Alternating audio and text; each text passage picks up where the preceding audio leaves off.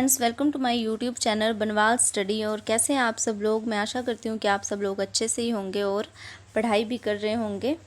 तो सबसे पहले हम प्रीवियस क्लास का डिस्कस कर लेते हैं कि पिछली क्लास में हमने क्या पढ़ा था। ठीक है, तो हमने MS एक्सेल का टॉपिक स्टार्ट किया था, तो थोड़ा सा पढ़ लेते हैं। तो MS एक्सेल में हमने पढ़ा था, सबसे पहले हम एक्सेल को स्टार्ट कैसे करते हैं। तो पहले हम स्टार्ट पे जाएंगे कंप्यूटर में, उसके बाद रन, उसके बाद एक्सेल लिखेंगे और एक्सेल जो है ओपन हो जाएगा। दूसरा तरीका था, स्टार्ट पे जाएंगे, ऑल प्रोग्राम सेलेक्ट करेंगे, MS ऑफिस लिखेंगे और देन MS एक्सेल स्टार्ट कर देंगे। ठीक है, जब भी हम सॉफ्टवेयर के अंदर फाइल बनाते हैं, ठीक है, जब भी हम किसी भी सॉफ्टवेयर के अंदर फाइल बनाते हैं तो फाइल के दो नाम होते हैं, एक प्राइमरी नेम होता है और एक एक्सटेंशन नेम होता है। ठीक है, जो एक्सटेंशन नेम होता है MS एक्सेल फाइल का, वो 2003 में होता था .xls और 2007 में होता था .xlsx। ठीक है, इसमें से एक क्वेश्चन एग्जाम में पूछा जाता है।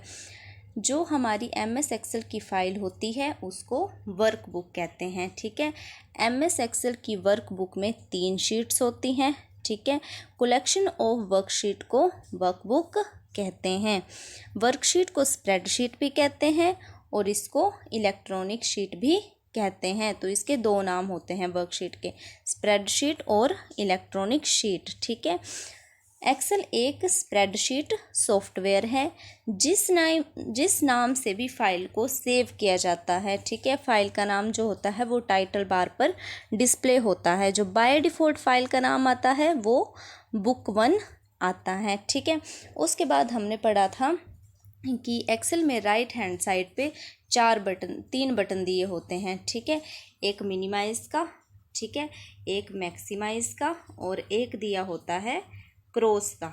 ठीक है, जो ये तो मिनिमाइज करने का काम करता है। ठीक है, ये जो है ये 2 काम करता है, एक तो ये मैक्सिमाइज करता है और दूसरा क्या करता है, ये रिस्टोर करता है। ठीक है, बटन ये 3 होते हैं पर इनके 4 काम होते हैं। ठीक है, मिनिमाइज, मैक्सिमाइज, रिस्टोर और क्रॉस। ठीक है, मॉनिटर की स्क्रीन में मॉनिटर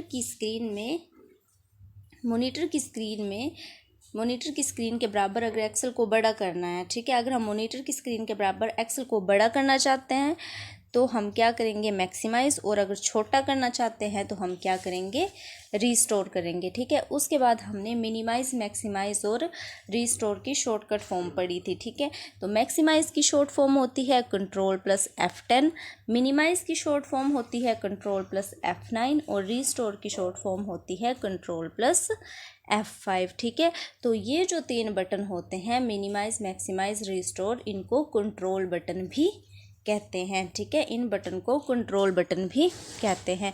जो ब्लू कलर की पट्टी होती है सबसे ऊपर एक्सेल शीट में, उसको टाइटल बार कहते हैं। ठीक है, ये एक्सेल शीट में सबसे ऊपर बनी होती है। ठीक है, जो ये बटन होते हैं हमारे मिनिमाइज, मैक्सिमाइज और रिस्टोर, इन तीनों बटनों को अगर एक साथ ओपन करना है तो हम क्या प्रेस करेंगे, Alt+स्पेस प्रेस करेंगे। अगर हम तीनों बटन को एक साथ ओपन करना चाहते हैं तो Alt+स्पेस प्रेस करेंगे। ठीक है, ब्लू कलर की पट्टी को टाइटल बार कहते हैं, यह सबसे ऊपर होती है। टाइटल बार के ठीक नीचे मेन्यू बार बना होता है। ठीक है, जो टाइटल बार होता है उसके ठीक नीचे मेन्यू बार बना होता है। इसमें अलग अलग मेन्यू दे रखे होते हैं और इन मेन्यू में अलग अलग कमांड्स होती हैं। ठीक है, क्या होती है इन मेन्यूज़ में, सभी मेन्यू की अलग अलग कमांड होती है जिनके द्वारा हम कोई भी एक्शन परफॉर्म कर सकते हैं। कमांड की लिस्ट को मेन्यू कहते हैं, ये बहुत इंपॉर्टेंट है। ठीक है, ये एग्ज़ाम में पूछा जाता है कि कमांड की लिस्ट को क्या कहते हैं, तो कमांड की लिस्ट को मेन्यू कहते हैं। ठीक है, अगर आप किसी पर्टिकुलर मेन्यू को ओपन करना चाहते हैं, ठीक है, अगर आप किसी पर्टिकुलर मेन्यू को ओपन करना चाहते हैं तो मेन्यू के नाम का वह लेटर जो अंडरलाइन किया है वह Alt की के साथ प्रेस करेंगे। हम अगर किसी पर्टिकुलर मेन्यू को ओपन करना चाहते हैं तो मेन्यू के नाम का वह लेटर जो अंडरलाइन किया गया है उसको Alt की के साथ प्रेस करेंगे। उसके बाद हम पढ़ते हैं एक्सेल की शीट के बारे में। ठीक है, मान लो कि ये एक्सेल की शीट दी गई है कोई। ठीक है, जैसे ये एक्सेल की शीट होती है, ठीक है।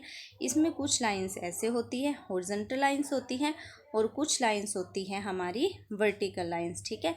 एक्सेल की शीट में कुछ हॉरिजॉन्टल लाइंस होती हैं, कुछ वर्टिकल लाइंस होती है। तो जो ये हॉरिजॉन्टल लाइंस होती है इनको रो कहते हैं, ठीक है। जितनी भी हॉरिजॉन्टल लाइन होती है एक्सेल की शीट में उनको रो कहते हैं, और जो ये वर्टिकल लाइंस होती हैं एक्सेल की शीट में इनको कॉलम कहते हैं, ठीक है।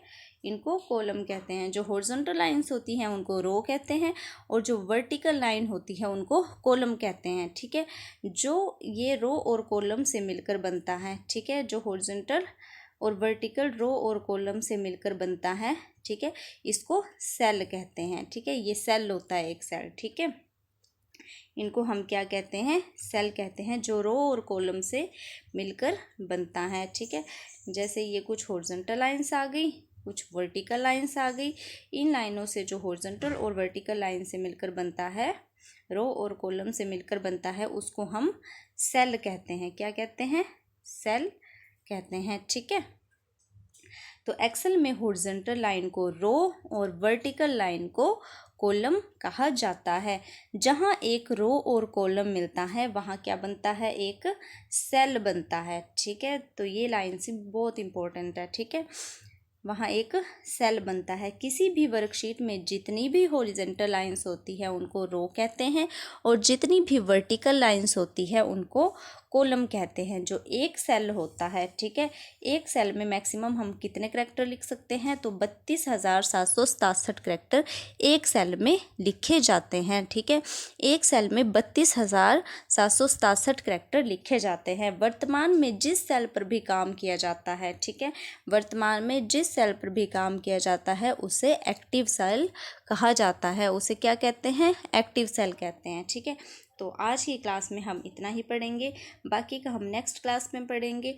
हम थोड़ा थोड़ा करके पढ़ेंगे, ज़्यादा नहीं पढ़ेंगे, क्योंकि अगर हम थोड़ा सा पढ़ेंगे तो हमें याद भी रहेगा, और जितना भी मैं पढ़ा रही हूँ आप उसे स्टेप बाय स्टेप पढ़ते जाइए, ठीक है। क्योंकि मैं सिर्फ वही आपको पॉइंट डिस्कस कर रही हूँ जो एग्ज़ाम में पूछे जाते हैं, इसके अलावा मैं एक्स्ट्रा कुछ नहीं पढ़ा रही, ठीक है। अगर आपको क्लास पसंद आई है तो चैनल को सब्सक्राइब कर देना, वीडियो को लाइक कर देना और अपने फ्रेंड्स में शेयर कर देना। Thank you so much.